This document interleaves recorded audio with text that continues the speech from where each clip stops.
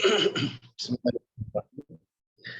Alhamdulillah, innal hamdalillah nahmaduhu wa nasta'inuhu wa nastaghfiruh wa na'udzu billahi min shururi anfusina wa min sayyiati a'malina may yahdihillahu fala mudilla lahu wa may yudlil fala hadiya lahu asyhadu an la ilaha illallah wa asyhadu anna muhammadan 'abduhu wa rasuluhu alladzi la nabiyya ba'dah.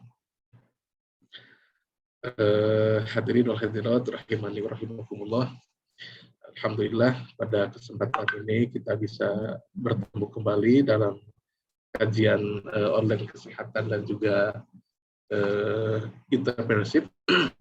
Sebelumnya Ana mohon maaf karena dua pertemuan kemarin qadarullah ada beberapa agenda yang tidak bisa ditunda, dan alhamdulillah pada hari ini kita dapat bertemu kembali. Adapun jika ada reschedule jadwal atas pertemuan sebelumnya, insya Allah akan ditentukan pada pekan depan, karena qadarullah insya Allah mungkin anak ada tugas ke Indonesia dalam beberapa minggu ke depan sehingga bisa menyesuaikan waktunya dengan waktu Indonesia insya Allah. Baik, untuk mengefisienkan waktu, Ana mohon izin share bahkan ada pertemuan malam hari ini, yaitu terkait persiapan menjelang pernikahan. Ini ada 3 bagian, insya Allah Ana bagi menjadi 3 sesi.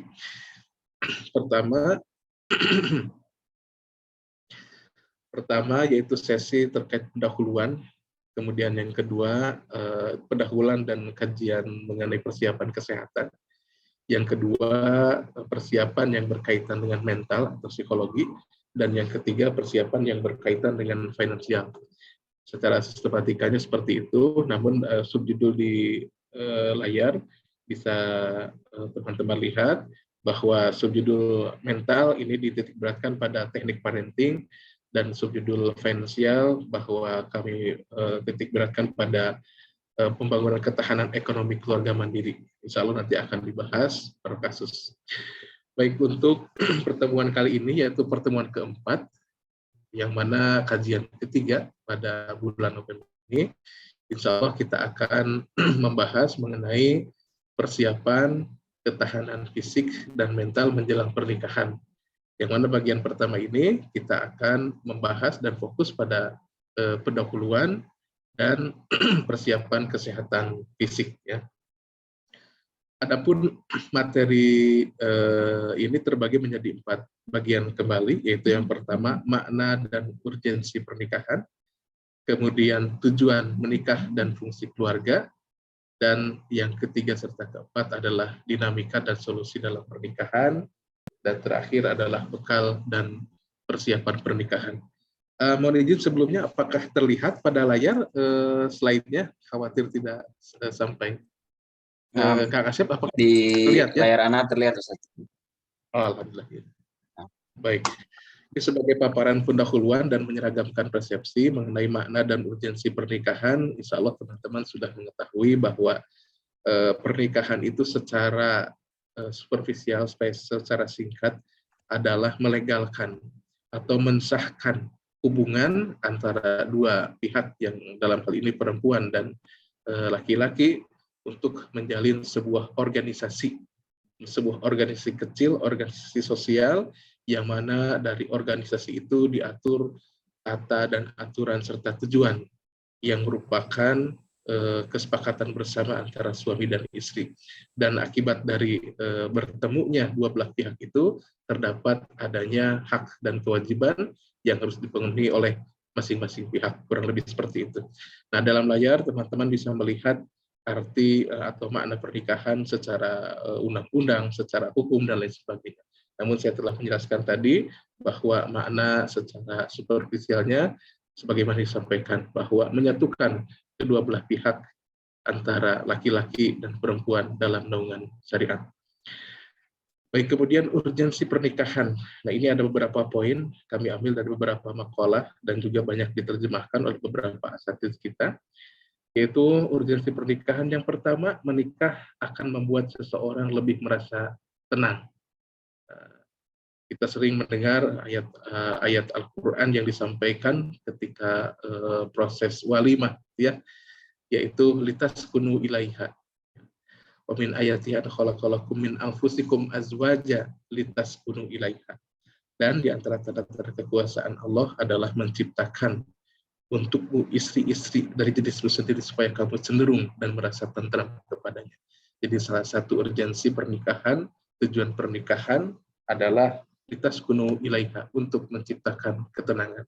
Jika pernikahan sejauh berjalan proses pernikahan tersebut tidak menciptakan litaskunu ilaiha, tidak menciptakan ketenangan, maka perlu dikoreksi lagi atau perlu diperbaiki lagi proses jalannya pernikahan tersebut. Kurang lebih seperti itu. Kemudian yang kedua, hal yang harus kita perhatikan dalam pernikahan adalah jangan khawatir dalam hal mencukupi rezeki, karena Allah Subhanahu wa taala telah memberikan informasi dan janji dari Allah dalam Quran surat An-Nur ayat 32 bahwa di antara perintah Allah untuk menyuruh kita untuk menikah, itu Allah akan menjamin jika mereka miskin, Allah akan memampukan mereka dengan karunia-Nya. Artinya bahwa dengan menikah adalah salah satu cara untuk menjemput atau memaksimalkan rezeki yang kita terima.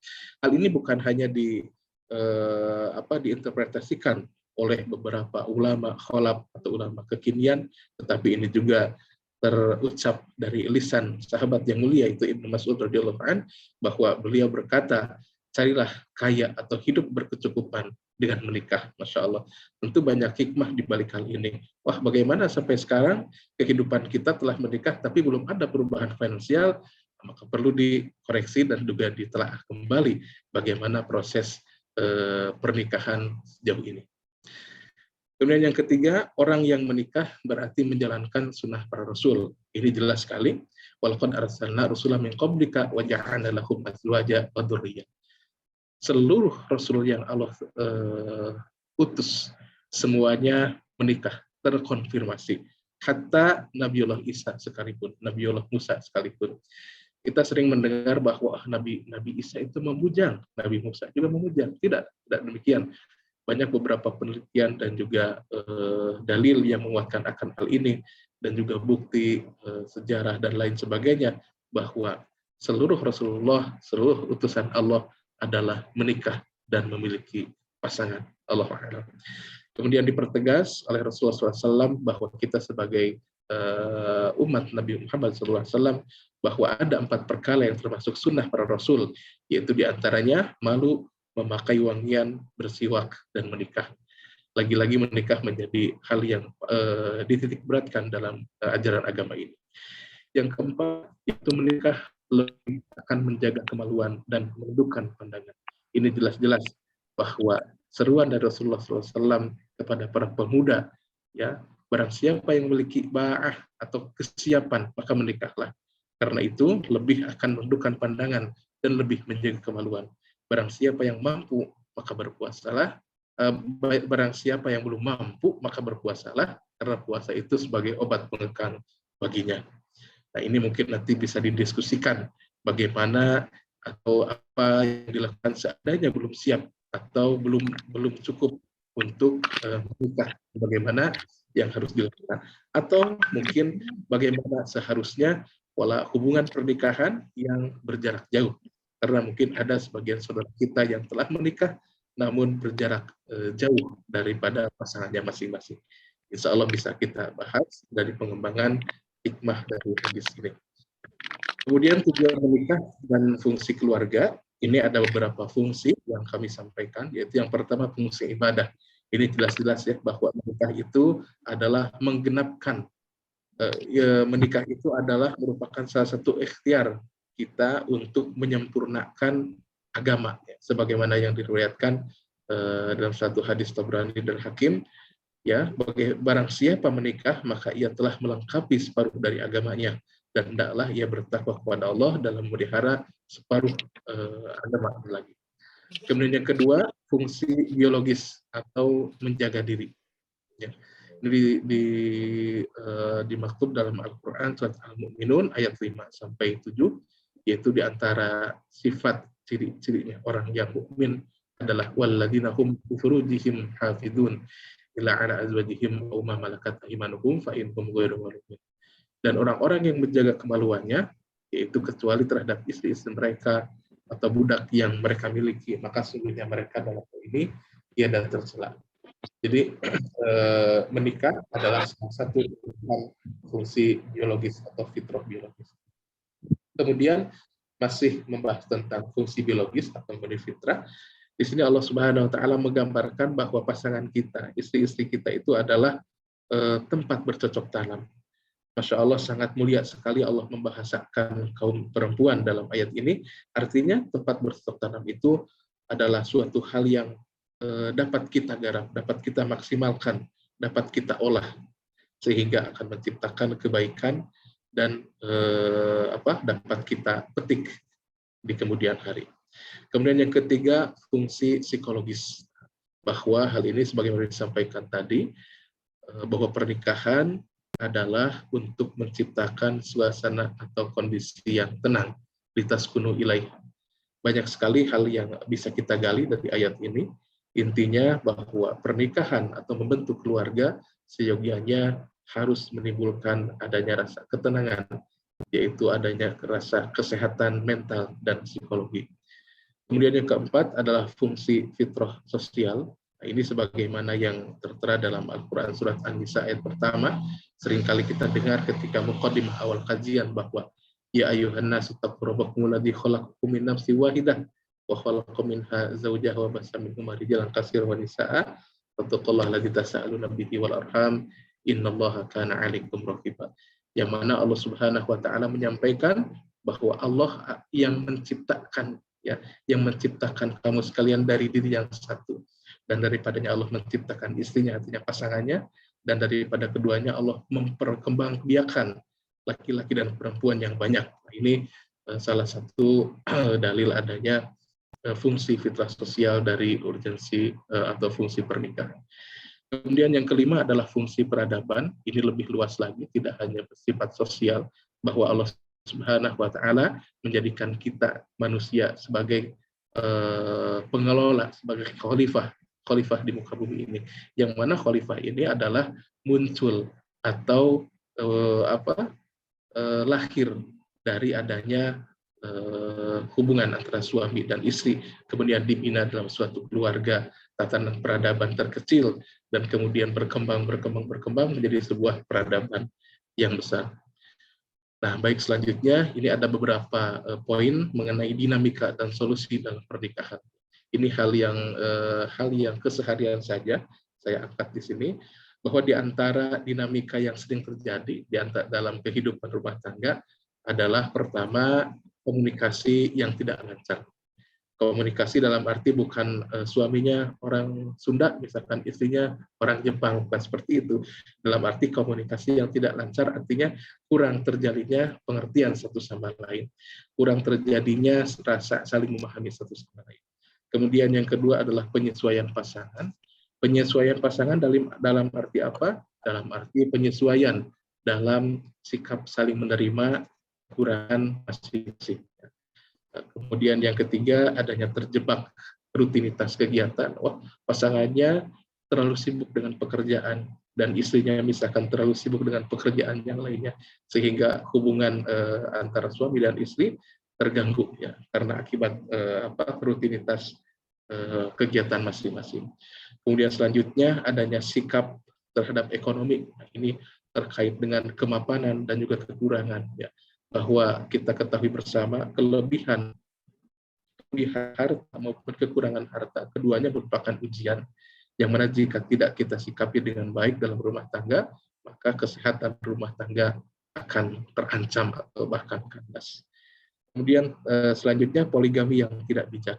Masya Allah, poligami adalah ta'adud, salah satu bentuk sunnah, bentuk ibadah yang dicontohkan oleh Rasulullah SAW. Namun dalam persiapannya perlu kesiapan ilmu, perlu kebijaksanaan, dan hal-hal yang sangat matang dipersiapkan, sehingga jangan sampai tercipta adanya perahara dalam rumah tangga akibat dari poligami yang tidak bijak ini. Kemudian pendidikan anak yang terbengkalai, ya, ya'udzubillah, banyak sekali yang terjadi di antara kehidupan rumah tangga seorang muslim, bahwa ketika ibu bapaknya terlalu sibuk atau dan lain sebagainya, pendidikan anak menjadi terbengkalai dan tidak diperhatikan. Kemudian hilangnya sikap kelembutan. Ini banyak faktor yang menyebabkan hal ini, terutama diciptakan atau ditimbulkan dari adanya kesalahan atau tidak lancarnya komunikasi. Ini kembali ke atas, sehingga hilangnya sikap kelembutan. Suami yang asalnya harmonis sudah tidak harmonis lagi karena melihat istrinya, wah, tidak pengertian ke suaminya, ataupun sebaliknya. Sehingga antara keduanya tidak ada sifat ruhama, tidak ada sifat kasih sayang kelembutan. Sedangkan sikap kelembutan adalah salah satu hal yang vital dalam hubungan suami istri. Kemudian pelanggaran syar'i. Ini luas sekali, naudzubillah min dzalik, banyak hal-hal yang memang secara syariah dilanggar oleh masing-masing pihak. Apakah itu bersifat dosa dan maksiat yang besar, misalkan perzinahan, perselingkuhan, atau dan lain sebagainya. Waliyahudzubillah. Kemudian beberapa solusi dalam penguasaan dari kompetensi ini, yaitu yang pertama harus adanya kematangan konseptual. Setidaknya seyogianya setiap pasangan itu harus memahami, harus memiliki ilmu, kesiapan ilmu sebelum menikah. Bagaimana konsep dalam rumah tangga yang tentunya harus didasari dengan ittiba kepada Rasulullah SAW dan kepada para sahabat. Bagaimana kita meneladani rumah tangga Rasulullah, bagaimana kita meneladani rumah tangganya para sahabat. Seyogianya harus dibekali seperti itu agar konseptual seorang suami khususnya sebagai kawam dapat benar-benar matang, ya, dipersiapkan sebelum pernikahan. Kemudian kematangan psikologis. Kematangan psikologis sangat penting juga dalam persiapan atau solusi dalam dinamika kehidupan rumah tangga ini. Psikologis dalam arti kesiapan mental, kesiapan dan kebijakan seorang suami, khususnya dalam hal ini sebagai kaum atau pemimpin rumah tangga. Dan juga psikologis dari segi istri atau pasangan juga demikian, ya. Yang tadinya seorang istri tidak atau belum pernah berdampingan dengan siapapun, kini berdampingan dengan pihak lain yang baru ia kenal, yaitu suaminya. Jadi harus benar-benar dimatangkan kondisi psikologis ini. Kemudian emosional hampir sama dengan kesehatan atau kematangan mental dan psikologis. Kemudian kematangan sosial. Kematangan sosial seyogianya seorang pasangan, seorang suami dan istri harus benar-benar menyadari bahwa sekarang dia bukan lagi anggota dari keluarga ibunya atau bapaknya. Dia merupakan satu-satunya keluarga yang eksis di lingkungan masyarakat, yang seyogianya sudah dibebankan, sudah dibebani oleh kewajiban yang berlaku di tatanan sosial lingkungan rumah tangganya. Kemudian kematangan ekonomi, hal ini berkaitan dengan finansial, dengan kebutuhan, dengan pemenuhan hajat atau kebutuhan sehari-hari di rumah tangga. Kemudian kematangan diniyah, ini yang lebih penting, yaitu kematangan dalam hal agama, tentu harus dipupuk yang berkaitan dengan kematangan konseptual. Dan yang terakhir adalah kematangan fisik dan seksual. Fisik dalam arti kesehatan dan seksual juga dalam arti kesehatan seksual. Dalam hal ini bagaimana caranya dapat memenuhi kewajiban secara seksual untuk pasangannya, baik itu suami dan juga istri. Nah, baik, kita percepat saja, insya Allah kita akan lebih banyak di hal diskusi mengenai persiapan pernikahan ini secara fisik. Kita lanjutkan ke dalam bekal dan persiapan pernikahan. Ini persiapan ruhiyah. Persiapan ruhiyah itu kita awali dengan meluruskan niat menikah untuk ibadah agar senantiasa ikhlas dan mengharap ridho Allah. Kemudian meyakini bahwa bahwa jodoh sudah diatur oleh Allah agar senantiasa tawakal kepada Allah atas apapun yang dihadapi dalam pernikahan. Karena ketika sudah menikah itu sangat kompleks, terutama bagi adik-adik yang belum menikah dan merencanakan pernikahan. Tentu kehidupan berumah tangga itu sangat kompleks sekali, di luar apa yang kita duga sebelumnya. Jadi harus benar-benar siap mental dan tawakal, kuat keimanannya dan kuat tawakalnya kepada Allah. Dan yang ketiga, meyakini bahwa rezeki adalah urusan Allah agar tenang dalam berikhtiar sesuai kemampuan. Percayalah bahwa rezeki benar-benar Allah atur, kita hanya memaksimalkan ikhtiar kita. Selanjutnya Allah Subhanahu wa taala lah yang berhak untuk memberikan rezeki kepada kita, memenuhi apa yang kita perlukan. Kemudian persiapan fikriyah atau ilmu, yaitu memperluas dan memperdalam pengetahuan dan wawasan tentang segala hal yang terkait dengan kehidupan rumah tangga, baik itu hukum, etika, aturan, pernikahan, dan rumah tangga, dan hal-hal yang lainnya. Kemudian bersinambungan dan terus-menerus dipelajari. Nah, ini seyogianya setiap keluarga muslimin, ya, keluarga mukmin seyogianya harus senantiasa aktif ya pada kajian ilmiah yang dijadwalkan oleh para asatidz di lingkungannya, baik itu kajian secara online atau kajian secara fisik, mendatangi masjid-masjid, majelis ilmu, majelis taklim seperti itu. Ini bukan hanya persiapan pranikah, tetapi yang seyogianya harus berkesinambungan sampai hatta yakin ya, karena ini menuntut. Kemudian poin penting dalam persiapan fikriyah menjelang pernikahan adalah harus memahami hak dan kewajiban suami istri. Ini sangat kompleks sekali. Kemudian harus memahami terkait seks dan kesehatan. Ini sangat penting dalam pernikahan dan tidak bisa dipungkiri. Kemudian etika berhubungan suami istri yang islami seperti apa. Alhamdulillah banyak buku-buku atau kitab yang membahas tentang hal ini, fikih-fikih pernikahan ya, banyak kita dapatkan di toko-toko ya, bisa dibaca atau mendengarkan kajian dari para asatidz secara langsung. Kemudian fikih toharoh dan kehidupan rumah tangga, psikologi komunikasi, ekonomi rumah tangga dan pengaturan keuangan, pendidikan anak, dan membangun visi berkeluarga serta hal yang lainnya. Jadi bahan ini kami sudah share ke Kang Asep, ke panitia, mungkin nanti teman-teman bisa menelaah kembali di rumah atau menanyakan kepada kami secara langsung, baik melalui WhatsApp atau kontak yang lainnya. Kemudian selanjutnya persiapan mental dan psikologi. Ini memahami diri, kesiapan menerima orang lain dalam kehidupannya, kesiapan untuk bersinergi dengan pasangan, pengendalian emosi diri, dan kedewasaan berpikir. Persiapan mental dan psikologi ini, nah ini yang berperan dalam kebahagiaan pasangan bukanlah seberapa banyak Anda saling berkesesuaian, melainkan bagaimana Anda mengatasi ketidaksesuaian. Perbedaan yang ada semakin tampak ketika dua orang tinggal hidup bersama. Jadi artinya memang kita jangan kaget nanti ketika dipertemukan oleh Allah Subhanahu wa taala dengan sifat-sifat pasangan kita yang memang itu pasti dan sangat bertentangan dengan kita sebelumnya. Jadi itu hanya manis saja ya. Wah, ini kesamaan sifat, kesamaan tabiat. Padahal ketika dipertemukan oleh Allah dalam hidup rumah tangga, tentu kita akan melihat banyak sekali perbedaan antara kita dengan pasangan kita. Dan kita harus menerima, serta kita harus belajar bijak menyikapi perbedaan tersebut. Kemudian poin penting, bekal mental dan psikologi adalah salah satu firman Allah, sebagaimana kita pernah bahas sebelumnya bahwa kunna libasulakum wa antum libasulakun. Mereka adalah pakaian bagimu, dalam hal ini perempuan adalah pakaian bagi laki-laki, dan kamu pun artinya kita, laki-laki seorang suami adalah pakaian bagi mereka. Ikhwah fillah, di sini di Maktabah Ummul Qura pernah saya melihat ada satu makalah karya ulama.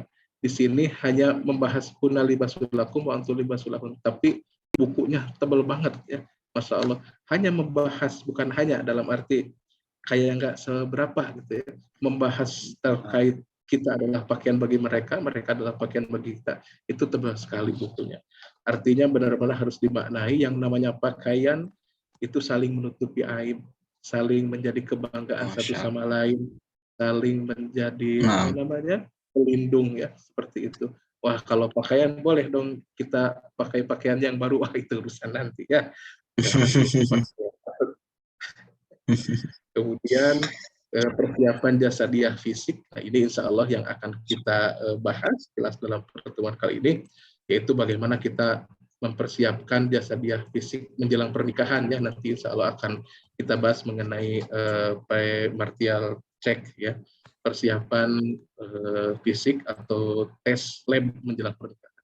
Nah, di sini hanya dibahas mengenai apa saja yang harus dipersiapkan, menjaga kebersihan diri ya, harus bersih ya, karena tentunya kita saling berdekatan ya dengan pasangan kita ya, jadi harus terjamin kebersihannya. Yang sebelumnya jarang mandi ya harus lebih sering mandi, harus lebih fresh, harus lebih segar ya, menjaga kebersihan kulit, jerawat, panu, flek akibat sinar matahari, eksim dan lain-lain harus kita upayakan ya kebersihannya. kalau perlu diobati sampai tuntas ya. Kalau tidak bisa, perbaiki semaksimal mungkin sebelum pernikahan. Kemudian sering mandi dan keramas, ya, tidak ada bau badan. Kemudian mulut, ini bersiwak dan bersikat gigi karena Rasulullah SAW sangat memperhatikan kesehatan mulut beliau.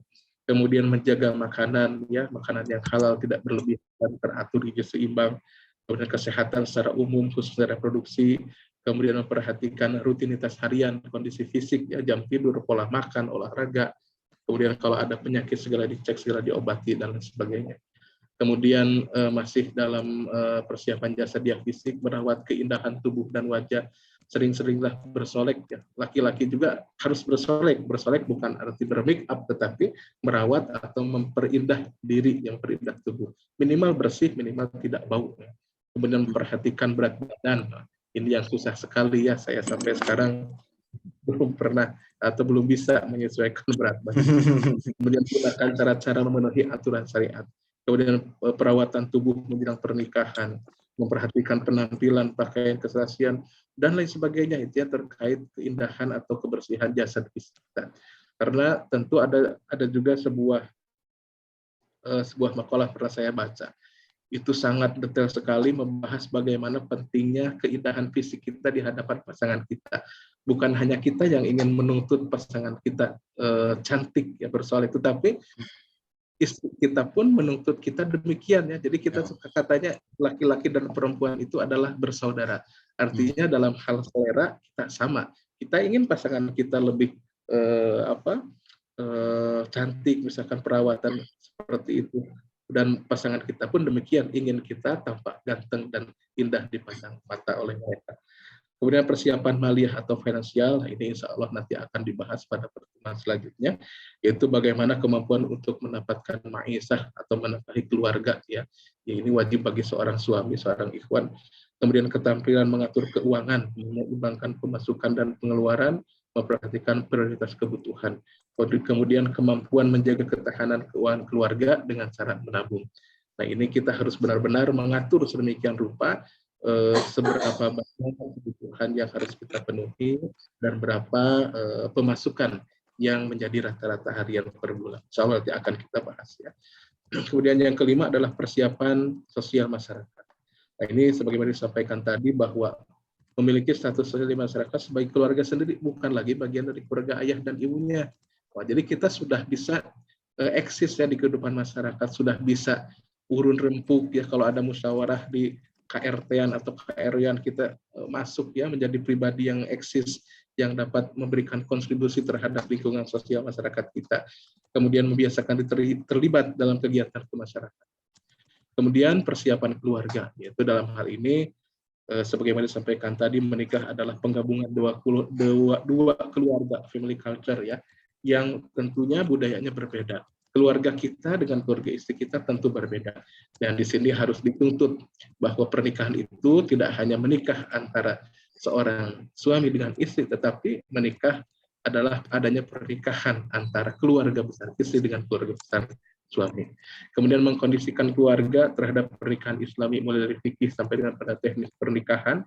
Kemudian membangun visi berkeluarga dengan memahami tujuan dan fungsi keluarga, mencari landasan berkeluarga serta menetapkan tujuan keluarga.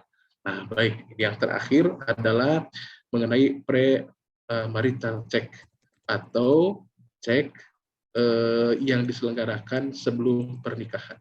Nah, ini memang bukan hanya sekarang-sekarang trennya, dan tidak hanya di dunia barat, tetapi di dunia negeri-negeri Muslim juga seperti ini, di Arab Saudi, di Mesir dan sebagainya. Bahkan di negara kita juga ada undang-undang tersendiri yang membahas terkait ini, bahwa dianjurkan ya, masih tahap dianjurkan, belum diwajibkan bagi kita, adanya cek kesehatan menjelang pernikahan. Nah, ini saya kutip beberapa dari salah satu sumber ya, bahwa apa itu premarital check up, yaitu serangkaian pemeriksaan yang dilakukan sebelum menikah agar dapat mendeteksi penyakit genetik dan penyakit infeksi. Wah, kalau begitu mungkin ketika sudah ketahuan pasangan kita tidak sehat, wah, ada kemungkinan nggak jadi pernikahannya. Wah, ini ancamannya. Nah, apakah seperti itu? Kembali lagi dikembalikan kepada masing-masing, bahwa seyogianya seyogianya ini adalah sebuah ujian kesetiaan cinta. Masya Begitu. Allah. Kalau yang namanya sudah cinta, itu namanya sudah cinta itu kita akan menerima kekurangan dan kelebihan pasangan kita. Kalaupun misalkan qadarullah pasangan kita ada penyakitnya, dengan jantan kita akan bersiap melindungi, bahkan bersama-sama menyembuhkan atau mendatangkan solusi atas apa yang dialami oleh pasangan masing-masing. Itu yang lebih utama. Tapi misalkan jika, saya tidak sanggup, misalkan pasangannya memiliki penyakit yang berat, takutnya demikian dan lain sebagainya, itu bisa dibicarakan. Artinya dalam hal secara syar'i, pre-mental check ini kita lihat dalam aspek ba'ah itu ya. Jadi apa yang memang jika sudah siap untuk menikah, siap dalam arti siap kesehatannya dan lain sebagainya, maka lakukan pernikahan itu. Namun jika belum ada ba'ah, belum ada kesiapan dalam pernikahan, bisa kita sempurnakan atau kita kondisikan lagi seperti itu. Kemudian pertanyaan selanjutnya, perlukah dilakukan cek ini ya sebelum nikah? Sangat perlu katanya begitu ya. Kenapa? Karena Anda dan suami dapat melakukan pencegahan terhadap masalah kesehatan. Ya, kita bisa mencegah, kita bisa mengobati. Kapan dilakukan pemeriksaannya? Biasanya 3 atau 6 bulan sebelum menikah. Wah, ini lagi sibuk-sibuknya mempersiapkan walimah ya. Gimana kalau nanti hasilnya kurang bagus ya. Ini mungkin bisa dilakukan jauh-jauh hari. Misalkan ketika kita hendak bertaaruf, ditemani oleh ustaz secara sesuai dengan syariat, bagaimana keseharusannya memulai ta'aruf dan sebagainya, kita bisa melakukan misalkan cek kesehatan atau minimal screening secara pribadi masing-masing, menyampaikan kepada perwakilan dari kita apa misalkan penyakit yang dialami atau apa kendala kesehatan seperti apa, agar calon pasangan dapat menerima atau minimal ada pencegahan ke depannya seperti apa. Kemudian di mana pemeriksaannya, ini bisa dilakukan di rumah sakit atau puskesmas tertentu, bahkan di klinik komersial sudah ada. Kemudian apa saja yang diperiksa? Nah, ini yang pertama pemeriksaan fisik atau klinis lengkap. Ini untuk mengetahui status tekanan darah dan juga bisa mendeteksi gejala obesitas. Karena ini sangat urgent sekali ya, tekanan darah hubungannya dengan obesitas, ya hubungannya dengan kinerja jantung, ketahanan tubuh ya, yang nanti akan kedepannya secara klinis ya, secara fisik mempengaruhi ketahanan bagaimana ke depan seseorang itu bisa bertahan. Kemudian yang kedua adalah urinalisis lengkap, yaitu agar bisa diketahui adanya infeksi saluran kemih atau ISK, adanya kondisi darah maupun protein pada urin. Nah, dalam hal ini kita bisa melihat kesehatan saluran kemih atau kesehatan reproduksi kita bisa dilihat. Wah, ini apakah orangnya benar-benar soleh, bersih, atau tercemar, itu terdeteksi ya dari hasil labnya gitu ya. Kemudian yang ketiga, kemudian yang ketiga pemeriksaan darah rutin, Hb atau hemoglobin, hematokrit, sel darah putih, leukosit, dan faktor pembekuan darah atau trombosit. Ini perlu juga ya, agar kita mengetahui kondisi darah kita seperti apa. Ya. Kemudian yang keempat, pemeriksaan penyakit hereditas thalassemia, ya. Adanya kelainan dalam bentuk darah merah.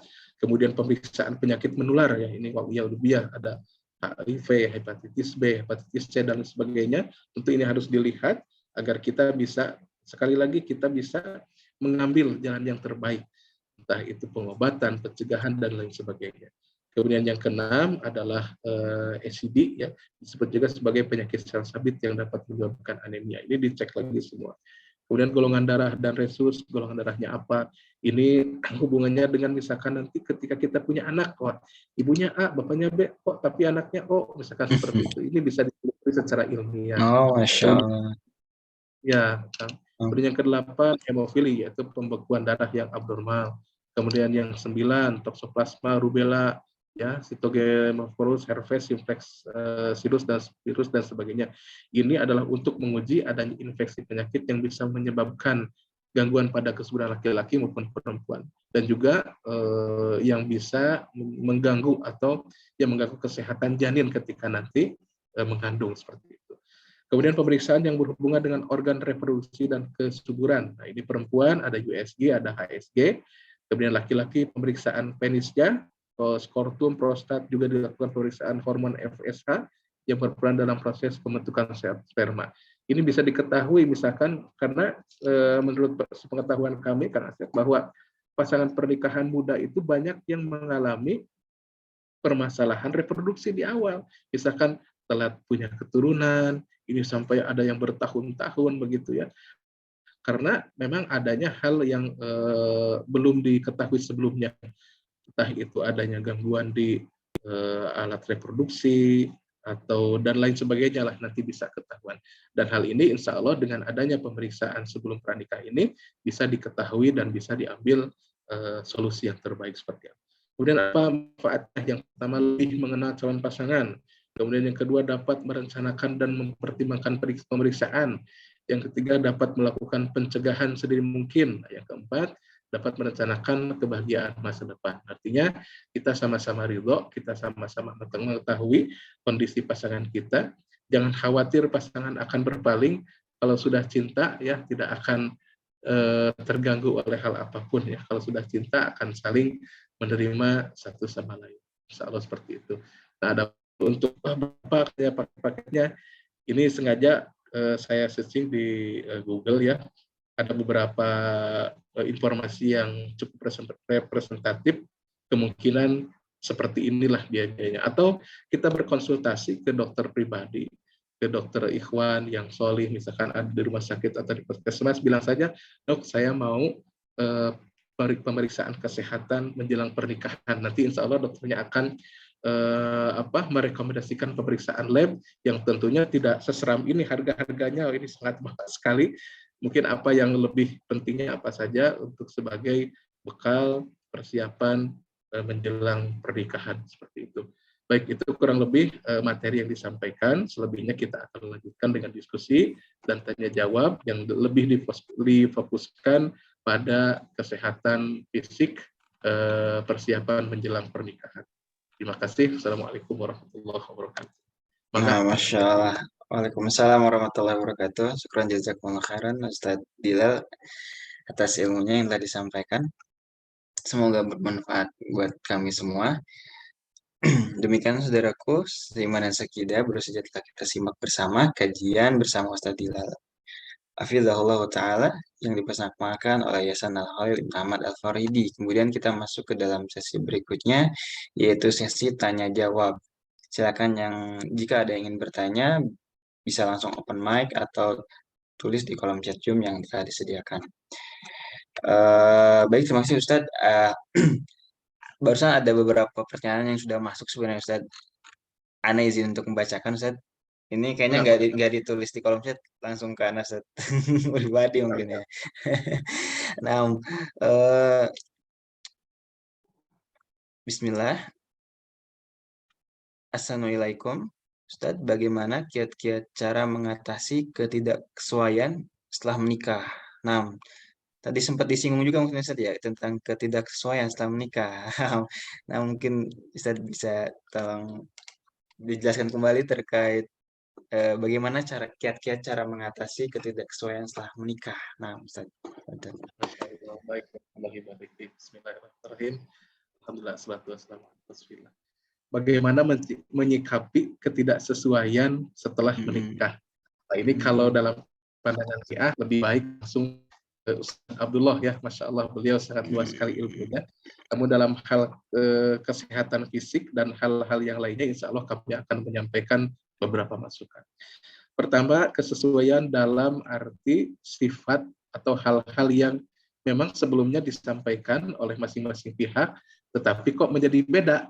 Ada dua ketidaksesuaian. Pertama, ketidaksesuaian informasi yang disampaikan, atau yang kedua adalah ketidaksesuaian harapan. Kalau dari ketidaksesuaian informasi yang disampaikan, nah ini harus segera bertobat kepada Allah. Karena sebelumnya, misalkan seorang ikhwan menyampaikan, wah sifat saya begini, rajin tahajud gitu ya. Wah, dan efeknya sudah menikah, wah subuhnya juga terlambat. Berarti tidak sesuai ya begitu. Atau yang kedua misalkan adanya ketidaksesuaian dalam sifat-sifat yang tidak kita prediksi sebelumnya. Wah surprise misalkan. Wah, sebelumnya kita tidak mengetahui bahwa pasangan kita adalah orang yang rajin ya. Ketika sudah nikah, ternyata Masya Allah sangat rajin sekali, kan itu juga tidak sesuai. Nah, Ustaz. Artinya itu juga. Nah, dalam hal ketidaksesuaian dalam hal keburukan atau yang kita tidak kita harapkan, kembali lagi kepada niat pernikahan, bahwa ketahuilah menikah itu adalah misakon golido, hal yang sangat-sangat kuat, ikatan yang sangat kuat antara suami dan istri yang yang seyogianya tidak harus terganggu oleh hal-hal yang kecil. Itu menurut saya seperti itu. Dan ini ada beberapa kisah para salafus soleh, di antaranya ada beberapa sahabat yang datang mengadu kepada Hasan al-Basri ya, terkait kondisi pasangannya yang tidak sesuai dengan harapan. Kemudian Hasan al-Basri menyampaikan nasihat kepadanya, bersabar atas sifat buruk dari pasangannya tersebut. Alhamdulillah seorang sahabat tadi melakukan apa yang dinasihatkan oleh Hasan al-Basri. Beliau bersabar, beliau menguatkan doa kepada Allah, dan tentunya sabar di sini tidak hanya sabar diam, tetapi sama-sama memperbaiki sifat dari pasangan masing-masing. Dan alhamdulillah terkabarkan bahwa dari pasangan tersebut terlahir salah satu ulama besar di Jazirah Arab, kurang lebih seperti itu. Saya lupa lagi kisahnya, yang pada intinya jika ada ketidaksesuaian dari pasangan kita, sejauh hal itu bisa ditolerir atau tidak melanggar syar'i atau tidak hal-hal yang parah seperti itu, kita bisa sama-sama saling sabar, saling menerima, dan yang terpenting adalah saling memperbaiki ya, saling memperbaiki. Itu yang lebih bijak, Kang Asep, seperti itu menurut kami. Masya Allah. Nah, Ustaz, syukur atas jawabannya.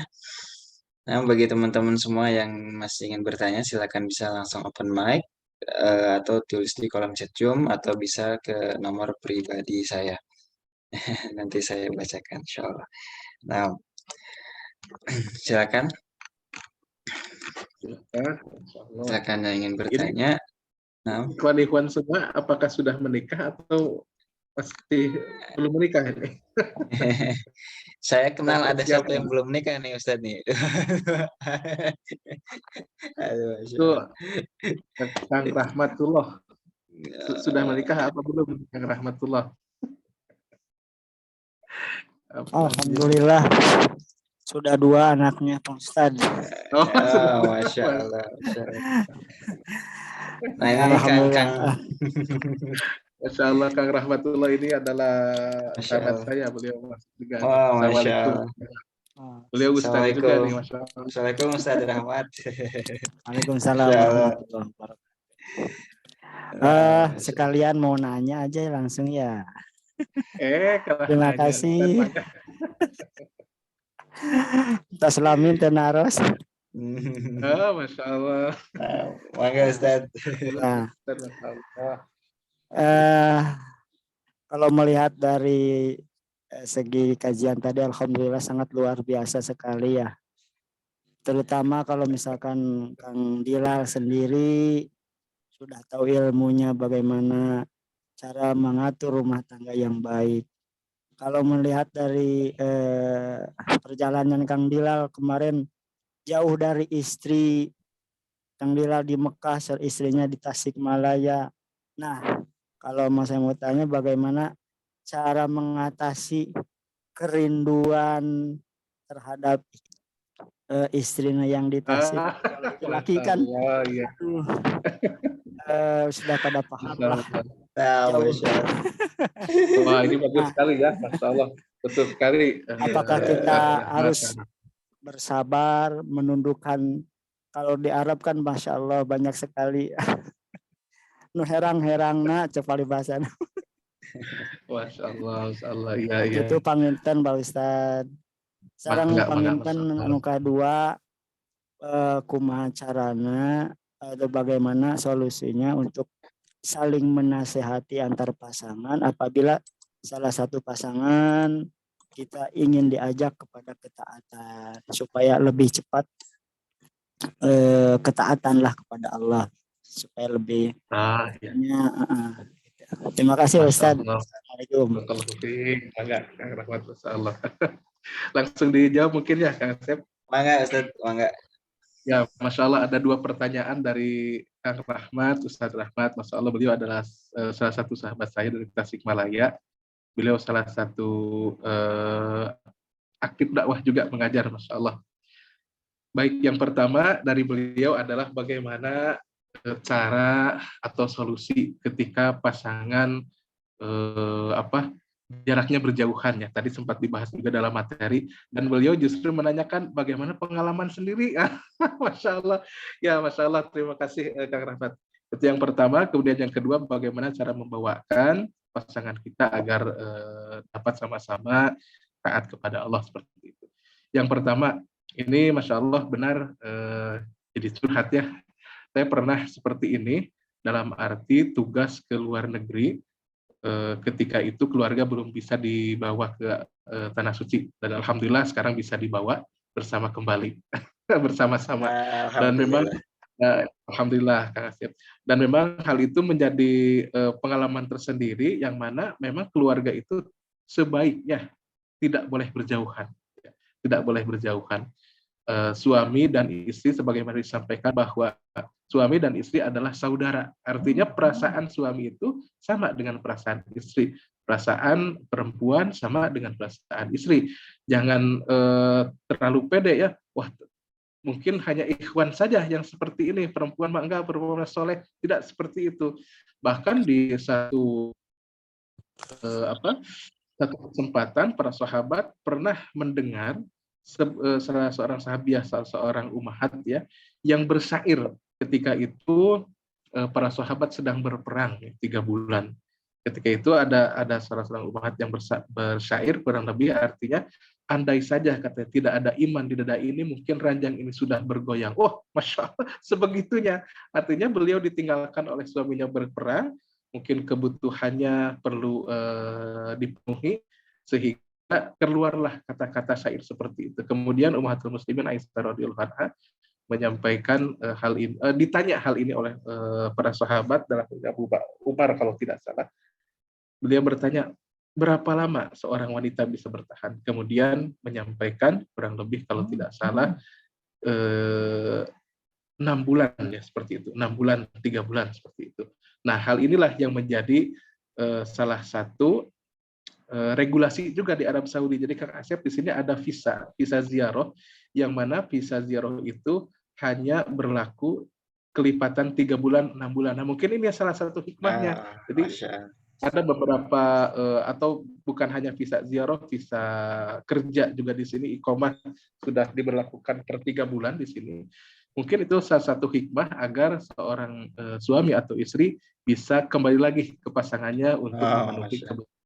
Tidak hanya kebutuhan finansial, juga kebutuhan yang lainnya, Masya Allah seperti itu. Nah, mungkin ini teman-teman yang belum menikah bingung maksudnya ngomong apa. Nah, Masya Allah itu salah satu hikmah. Kemudian bagaimana caranya? Sebagaimana disampaikan tadi bahwa cara yang paling mujarab, cara yang paling tepat adalah berpuasa. Masya Allah ini saya alami sendiri 1 minggu, 2 minggu, aduh kapan ini keluarga bisa diambil, melihat perizinan, aduh masih lama katanya, lebih dari 3 bulan. Subhanallah. Alhamdulillah berpuasa. Ketika itu saya berpuasa minimal puasa Senin Kamis minimal dilaksanakan, kemudian Ayamul Bid. Intinya sibukkan diri dengan ketakwaan. Alhamdulillah di sini juga bergabung dengan teman-teman para thalib di sini ya, di Masjidil Haram, di Ummul Qura. Setelah selesai dawam, setelah selesai dinas bekerja, dilanjutkan dengan mencari ilmu ya, di sini thalabul ilmu dan hal-hal yang lain sebagainya. Intinya Rahmat, bahwa ketika seseorang itu senantiasa menetapkan hatinya untuk bertakwa kepada Allah, dia berprinsip ihsan, yaitu Allah senantiasa melihat dirinya, maka insya Allah akan senantiasa terjaga. Dan hal ini agar disampaikan juga kepada pasangannya, ya, kepada istri yang di luar sana. Mungkin, wah Neng, Umi, kondisinya seperti ini, kita harus sama-sama berpuasa dan lain sebagainya. Seperti itu, Kang Rahmat. Dan memang ada lagi fatwa, saya pernah bertanya, ini tidak ada penyusup ya. Bisa yang saya pernah bertanya kepada salah satu asatidz di sini, Kang Asep. Saya bilang, oh ya Syekh, bagaimana kondisinya ketika ada orang yang berdinas di luar seperti ini? Karena saya lihat ternyata di Arab Saudi banyak yang seperti itu, yang bekerja tanpa membawa keluarganya. Apa jawaban dari Syekh? Menikahlah, katanya begitu. Nah, Masya Jadi yang Allah. paling ya menikah lagi, waduh ini bagaimana mungkin berat untuk orang-orang tertentu menikah lagi. Kemudian yang kedua, saya hanya berwasiat berpuasa seperti itu. Kemudian setelah itu siapa? Kolas, nggak ada lagi jalan yang lain selain itu. Artinya benar-benar kita harus persiapkan. Jadi seorang keluarga yang matang itu, seorang keluarga yang benar-benar matang itu akan senantiasa memikirkan dan mempersiapkan apa-apa yang terjadi di keluarganya. Misalkan, oh jika suaminya bekerja jauh dari keluarga, apa yang akan dilakukan, dipersiapkan terlebih dahulu, didiskusikan dengan istrinya, dengan keluarganya. Jangan sampai, wah berangkat gitu, wah ini misalkan uangnya banyak, apalah sabar, nggak seperti itu didiskusikan. Apakah istrinya menerima, keluarganya menerima atau tidak? Apakah dirinya juga menerima atau siap atau tidak? Intinya dipersiapkan sebaik mungkin dan lakukan sesuai dengan syariah, begitu Kang Rahmat. Jadi apapun itu, jika seseorang benar-benar sudah bertekad untuk Allah wa Rasul, maka insya Allah itu tidak akan berat baginya, begitu. Yang pertama. Kemudian yang kedua, bagaimana caranya agar kita dapat mengajak pasangan kita untuk taat kepada Allah.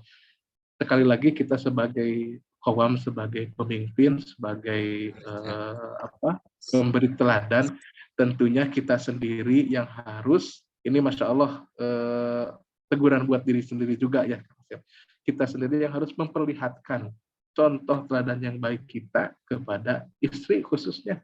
Karena dengan itu, kadang istri itu kadang nurut, kadang sifatnya yang namanya perempuan ya, bukan hanya kita ya, perempuan lebih kompleks lagi sifatnya, kadang ada malasnya, kadang ada futurnya. Kita harus maklum kepadanya, mungkin sesekali tegas boleh, yang terpenting itu adalah perlihatkan contoh teladan yang baik dari pribadi kita. Jadi, Masya Allah, yang saya alami ketika setelah menikah itu, memang ada kecanggungan tersendiri. Gitu.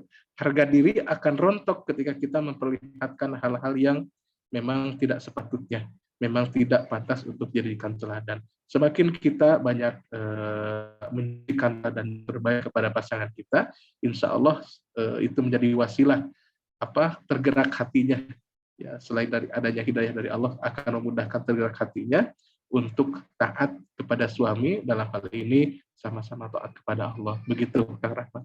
Jadi timbulkan keteladanan sebelum kita membawakan keluarga kita, kita sendiri harus benar-benar membawakan ke dalam kebaikan.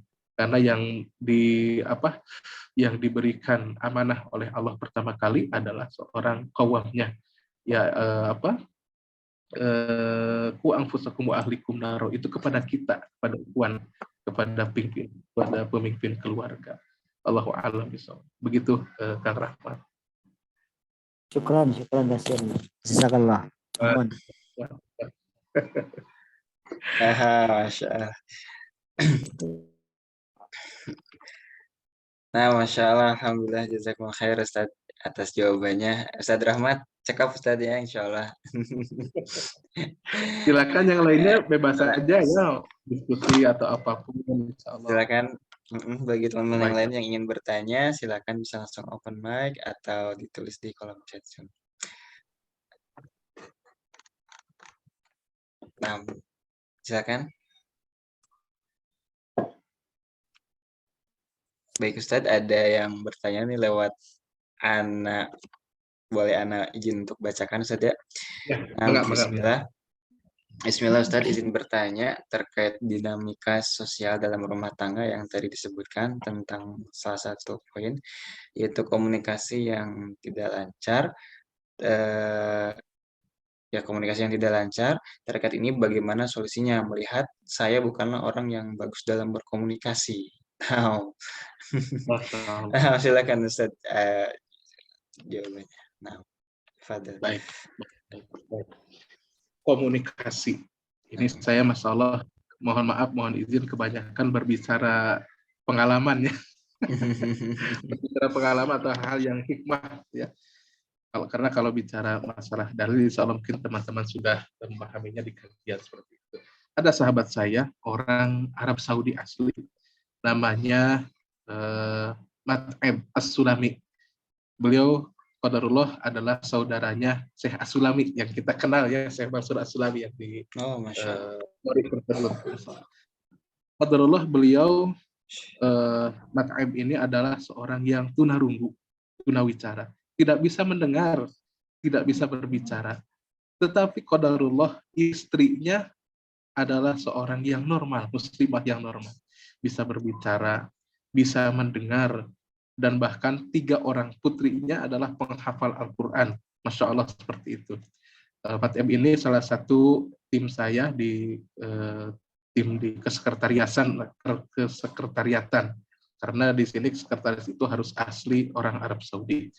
Dari sini saya memahami bahwa Masya Allah komunikasi, kita bicaranya bagaimana cara berkomunikasi yang baik dan benar, padahal istrinya bahasa Sunda, suaminya bahasa Sunda, kayak yang susah gitu. Atau ini kita memahami dua orang, suami istri, 2 pasangan, yang satu tidak bisa berbicara, qadarullah, semoga Allah memberikan pahala untuknya, dan yang satu lagi normal gitu. Bagaimana komunikasi bisa terjadi? Mungkin ada yang namanya komunikasi hati, ada yang verbal dengan lisan, ada yang non verbal dengan isyarat, bahkan dengan perasaan. Coba kita bayangkan lebih latif, lebih lembut gitu. Bagaimana cara suaminya menyuruh sholat? Mohon maaf kita jika dipetakan itu seperti itu, tapi istrinya bisa taat. Saya nggak melihat istrinya seperti apa, tapi kalau melihat anak-anaknya, seorang penghafal Al-Quran, Masya Allah, berarti beliau sukses membawakan keluarganya seperti itu. Jadi tidak usah berkecil hati bagi kita yang saya ada introvert, orangnya introvert. Kalau pasangan saya ekstrovert, dalam arti yang saya mah jarang bicara, katanya Kang, tapi pasangan saya sangat capetan gitu, ahli berbicara, ngomong tertata, sedangkan saya mau ngomong pun kayak terbata-bata karena gitu gitu. Jadi tidak usah menjadi sebuah halangan. Intinya kembalikan lagi bahwa pasangan itu, jodoh itu sudah Allah atur. Mereka adalah pasangan terbaik kita, insya Allah. Maka lakukan pendekatan yang lebih dari itu. Banyak hal yang bisa kita coba. Tidak hanya pendekatan verbal, tetapi non verbal. Apalagi suaminya dalam hari ini, kebanyakan para suami jarang berbicara, tetapi kanyaahnya kelihatan gitu. Nah, rasa cinta istrinya kelihatan, tidak banyak bicara, tapi kelihatan bahwa suami itu sayang ke istrinya dan lain sebagainya. Insya Allah yang pertama mungkin kita memohon kepada Allah agar memudahkan setiap proses ikhtiar kita dalam memperbaiki komunikasi kita dengan pasangan. Yang kedua, kita berusaha semaksimal mungkin dengan jalan yang lain. Insya Allah jalan itu banyak, tidak hanya satu cara. Begitu. Itu sebagai hikmah yang tadi ya, yang sahabat saya yang tidak bisa berbicara, namun Masya Allah dia bisa membawakan keluarganya dengan baik dan harmonis. Dan bahkan ketika kemarin diajak guyon, dia mau beristri lagi, katanya nggak tahu enggak. Masya Allah sampai begitunya orang Arab ya. Intinya apapun caranya, suami istri itu adalah satu hati, satu jiwa dengan kita. Kunna libasulakum wa antum libasulahun. Pakaian masing-masing. Begitu. Nah, Masya Allah, jazakumullah khair Ustaz atas jawabannya. Masya Allah. Nah, Fadil, bagi teman-teman semua yang masih ingin bertanya, silakan bisa langsung open mic atau bisa ditulis di kolom chat Zoom atau bisa langsung ke nomor saya. Nah, silakan jika ada yang masih ingin bertanya.